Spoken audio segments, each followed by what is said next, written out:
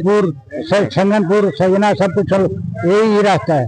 यहाँ आप खुद ही देख लीजिए। ये सड़क कहना क्या चाहते हैं? कहना यही चाहते हैं कि जो है ये एकदम दुर्घटना बहुल क्षेत्र हो चुका है पूरा। कितना गांव जोड़ता है इस सड़क से? कितना गांव? सड़क तकरीबन 10-12 गांव जोड़ता है।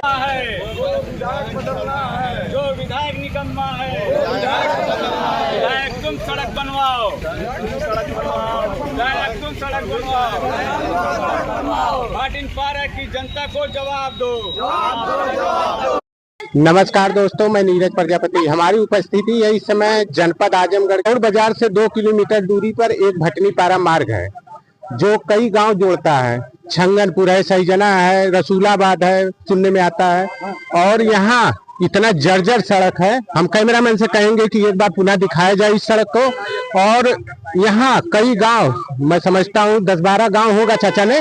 और यहाँ चाचा भी उपस्थित हैं और कांग्रेस पार्टी के कुछ नेता भी उपस्थित हैं। सुनने में आता है समाजवादी पार्टी 2013 का सड़क ये बनवाया हुआ है। 2013 के बाद से ध्वस्त पड़ा हुआ है। एक ईमानदार विधायक इस क्षेत्र के हैं। आइए पूछते हैं विधायक जी क्या क्या कार्य किए हैं। चाचा अपना परिचय देते हुए अपना परिचय दीजिए। क्या नाम है? हमारा नाम चालक है। और ये सड़क पे क्या कहना चाहते हैं? इतनी खूबसूरत सड़क है, सड़क को बनवाने चाहते हैं। तो कब का बना हुआ है? अरे बहुत जमाने का बना हुआ है, लगभग। अरे कम हाँ। ये सड़क मार्ग कितनी दूर तक जोड़ता है? कौन कौन गांव जोड़ता है? भैया तक समझ, रसूलाबाद, सुगुर्दीपुर, छंगनपुर, सजना सब कुछ यही रास्ता है। और इसी के साथ साथ नेताजी भी हैं और आपको दिखाने का प्रयास करेंगे। हमारा छोटा भाई एक है, कुछ कहना चाहता है सड़क के बारे में। यहाँ का विधायक बड़ा ईमानदार है, बहुत अच्छा सड़क है। अगर किसी महिला को डिलीवरी या कोई समस्या है, अगर उसको ले जाना हो तो कैसे ले जाएगा इस सड़क पे भैया? पहली बात तो यहाँ के विधायक जो ईमानदारी का आप वो दे रहे हैं, ईमानदारी का आप यही बता दीजिए कि इनके क्षेत्र में जितनी भी सड़क आती है, ईमानदार है तभी ना सड़क बढ़िया है। जहाँ सड़क बढ़िया आप खुद ही देख लीजिए। ये सड़क कहना क्या चाहते हैं? कहना यही चाहते हैं कि जो है ये एकदम दुर्घटना बहुल क्षेत्र हो चुका है पूरा। कितना गांव जोड़ता है इस सड़क से? कितना गांव? सड़क तकरीबन 10-12 गांव जोड़ता है। जैसे रसूलाबाद है, रसूलाबाद है, सहीजना है, भाटिनपारा है, तकिया है, भोरमऊ है, बहुत और आगे भी जाता है। और यहाँ से जो है नहीं और यहाँ से जो है स्कूली बस भी जाती है। अच्छा। हाँ, स्कूली बस कम से कम 10 बस जाती है यहाँ पे रोज। लेकिन यहाँ पे जो है कई बार लोग मोटरसाइकिल से गिर भी चुके हैं और जो है घटना भी हो चुकी है यहाँ पे कई बार। अच्छा जी। तो क्या इसकी शिकायत आप विधायक से कभी किए? विधायक से हम जो है खुद किए हैं। अच्छा, हम खुद किए हैं। वो कह रहे हैं कि ये रिपेयर में जा चुका है, हमारी सरकार नहीं है वगैरह वगैरह। अच्छा। लेकिन ये जो है कई मतलब कोई फर्क ही नहीं पड़ता। विधायक जो है कमलाकांत राजभर है।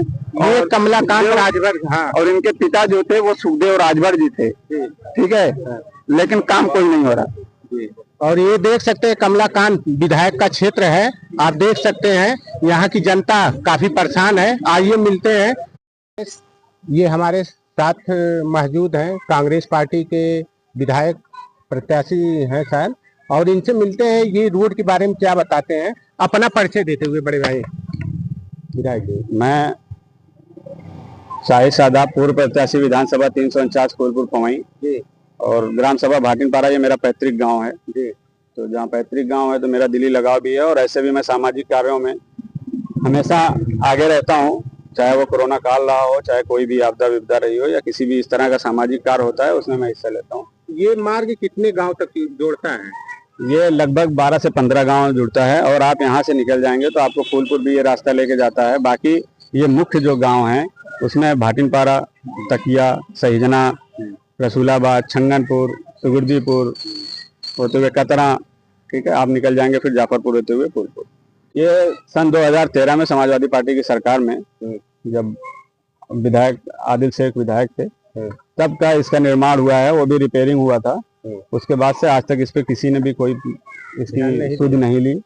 और आज ये स्थिति है कि आप पैदल जाना दूभर है, गाड़ी की तो बात ही छोड़ दीजिए।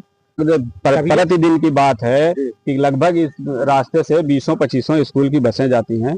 मासूम बच्चों से लेकर तमाम लड़कियां लड़के सारे लोग जाते हैं। कभी अगर एक कोई घटना घट गई तो इसका जिम्मेदार कौन होगा? लेकिन जब भी यहाँ के क्षेत्रीय विधायक से यहाँ की जनता सवाल करती है तो उनका सवाल गोलमोल होता है, क्योंकि उनके अंदर एक कहीं ना कहीं जो वो समाजवादी पार्टी के एमएलए हैं, लेकिन दिल में उनके भाजपा छुपी हुई है। इसी वजह से कहीं भी आप पूरे विधानसभा में उठा के देखेंगे, चाहे वो यादव बस्ती हो, चाहे वो मुस्लिम बाहुल ग्राम सभाएं हो, वो भाटिनपारा हो, वो डिमरी हो, वो सहीजना हो, वो बखरा हो, वो दुबावा हो, वो पाइंदापुर हो, वो राजापुर हो, वो हुड्डीगंज हो, वो बरईपुर हो, वो इजदीपुर हो, हर गांव की यही दुर्दशा है। और सवाल करने पे इनके पास कोई उचित जवाब नहीं होता, क्योंकि जवाब इसलिए नहीं होता कि जब आप सामने से कुछ अंदर से कुछ होते हैं तो आपके अंदर कहीं ना कहीं जो छुपी हुई चीज है वो सामने नहीं आ पाती।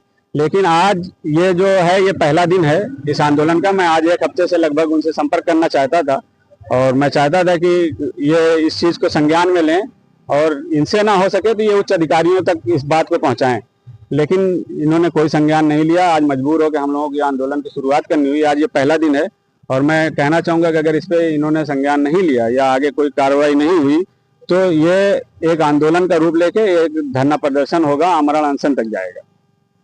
लोगों को बताएं कि जिन्हें कुछ पता ना हो, अगर आप विधायक हैं तो विधायक निधि का पैसा कितना आता है ये जनता के बीच में तो नहीं बताना है, लेकिन ये हर एक सब आदमी, अब आप समाज में पढ़े लिखे लोग हैं, अब ऑनलाइन का जमाना है। आपको अगर पैसा नहीं आता तो आपने जो विद्यालयों पे पैसा लिख के 50% 60% कमीशन खोरी का काम किया, जो आपने बिजली विभाग को लिख के लाइटें लगवा के जिसपे 50% 60% कमीशन, वो पैसा आप अपने घर से नहीं देते हैं, वो विधायक निधि के पैसे का आप दुरुपयोग कर रहे हैं। आप चाहते नहीं हैं, आपकी आदत हो गई है, आप भी उसी भ्रष्टाचारी सरकार के साथ खुद भ्रष्टाचार में लिप्त हैं और इसलिए आप ये जनता को गुमराह करने का काम बंद कर दीजिए। विधायक निधि से विधायक की ताकत अगर विधायक जी को एहसास हो जाए तो इन्हें पता होना चाहिए, ये आदरणीय सुखदेव राजभर जी के, स्वर्गीय सुखदेव राजभर जी के पुत्र हैं, तो इनको कम से कम कुछ नहीं तो उनकी विरासत बचानी चाहिए और उनकी सोच को आगे बढ़ाना चाहिए। सुखदेव राजभर जी जब तक थे, एक लंबा कार्यकाल रहा, वो विधानसभा अध्यक्ष से लेके तमाम पदों पे रहे और वो सत्ता के विपरीत भी विधायक रहे, लेकिन उसके बाद भी उन्होंने कभी ऐसा नहीं हुआ कि कहीं भी कोई उनको इस तरह की उंगली उठा सके, क्योंकि उनके यहाँ जो भी रहता था खुला रहता था, जो भी जाता था वो संतुष्ट होकर आता था। इनकी तरह ऐसा जवाब नहीं मिलता था। जैसे इनसे एक सवाल किया गया कि बरईपुर जो विद्युत सब स्टेशन है उसका रास्ते की हालत बहुत दुर्व्यवस्था है, जाना आना नहीं, वो खेत से होकर रास्ता जाता है। पूछने पर इनका जवाब रहता है कि जिन्होंने पावर हाउस बनवाया उन्होंने रास्ता क्यों नहीं बनवा दिया। तो ये एक जिम्मेदार विधायक का वो नहीं है, और अगर इस तरह के वो करते हैं तो इन्हीं के पिताजी का वक्तव्य था कि 5 बरस का जीवन नहीं होता, तो इनको ये याद रखना होगा कि 3 बरस बीत चुका है, 2 बरस बचा है, जनता उठा के कहाँ फेंकेगी पता नहीं चलेगा फिर इनको। अच्छा सादा भाई, भोली भाली जनता को इतना बेवकूफ बनाते हैं, कहते हैं हमारी सरकार नहीं है। जनता ने तो आपको वोट दिया है ना, अगर जनता की समस्या नहीं सुनेंगे तो जनता कहाँ जाएगी। जनता ने इनको चुन के विधानसभा में भेजा है। ये बता दें कि अगर इनके पास कुछ नहीं होता है तो इन्होंने विधानसभा में कितनी आवाज अपने विधानसभा के लिए उठाया, दीदारगंज विधानसभा के लिए कुछ नहीं, ये बताएं कौन सी आवाज उन्होंने उठाया। और आप आइए आप मैं अपनी फूलपुर विधानसभा में दिखाता हूँ। मैं भी पीडीए इंडिया गठबंधन का एक अंग हूँ। मजबूर होकर मुझे अपने विधायक के खिलाफ ये आवाज उठानी पड़ रही है।